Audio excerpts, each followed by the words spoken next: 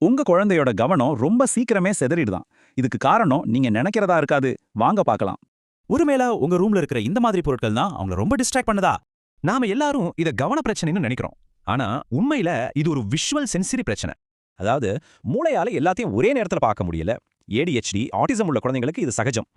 இந்த மாதிரி bright colours, posters எல்லாம் ஒரு சின்ன குழந்தையோட மூளைக்கு ரொம்ப ஓவர்லோடா இருக்கும்.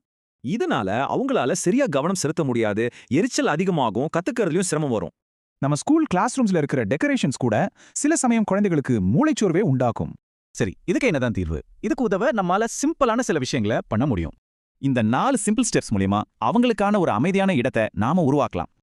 இது மட்டும் இல்ல, வெளியில கூட்டமான இடத்துக்கு போகும்போது ஒரு தொப்பியோ சன்கிளாஸோ ரொம்ப ஹெல்ப் பண்ணும். அதே மாதிரி வீட்ல தினமும் பொருட்களை அதனதன் இடத்துல வைக்கிற பழக்கத்தை கொண்டு வரணும். நாம கண்டிப்பா ஞாபகம் வச்சுக்க வேண்டிய விஷயம் இதுதான். குழந்தை ட்ரை பண்ணலன்னு இல்ல, அவங்க மூளை போராடுது. சிம்பிளா சொன்னோம்னா, தேவையில்லாத பொருட்கள் கம்மியா இருந்தா கவனம் அதிகமா இருக்கும். அவ்வளவுதான்.